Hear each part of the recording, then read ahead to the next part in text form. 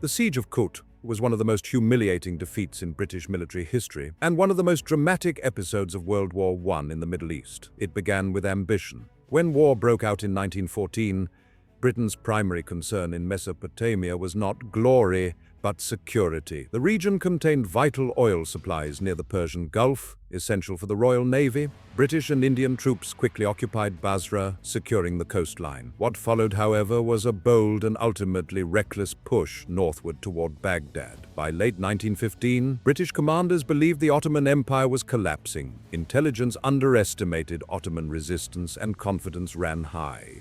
The advance was led by Major General Charles Townshend, commanding the 6th Poona Division, made up largely of Indian soldiers with British officers. The march up the Tigris River was slow and dangerous. Supply lines stretched hundreds of kilometers through hostile terrain, plagued by disease, heat, and logistical chaos. Yet, despite these obstacles, Townshend pushed forward. In November 1915, British forces clashed with Ottoman troops at the Battle of Ctesiphon just outside Baghdad. The fighting was brutal and indecisive. Both sides suffered heavy casualties, but the British were far from their bases and running out of supplies. Recognizing the danger, Townshend ordered a retreat downriver to the town of Kut-al-Amara. Kut sat in a bend of the Tigris River, surrounded on 3 sides by water. Townshend believed it could be defended easily. It was a fatal miscalculation. By December 1915, Ottoman forces under Halil Kut surrounded the town. The siege had begun.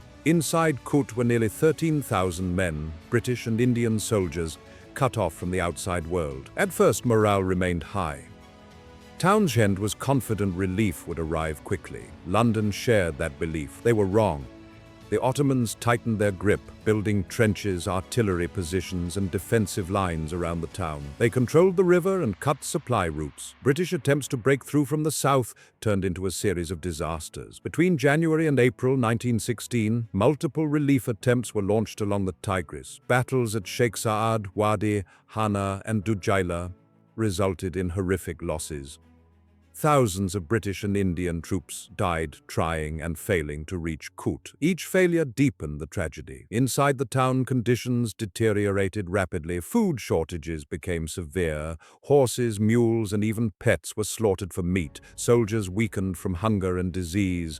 Dysentery, scurvy, and cholera spread through the ranks. Townshend appealed repeatedly for permission to break out or surrender. London refused, believing surrender would be a catastrophic blow to imperial prestige.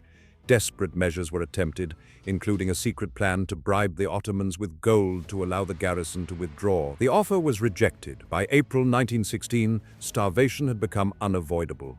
Men collapsed in the trenches. Medical supplies were exhausted. There was no hope left.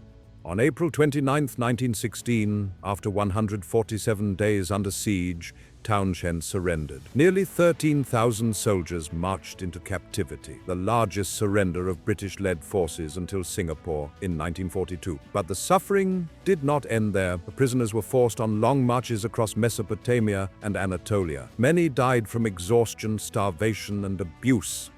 Indian soldiers in particular suffered terribly. Thousands never returned home.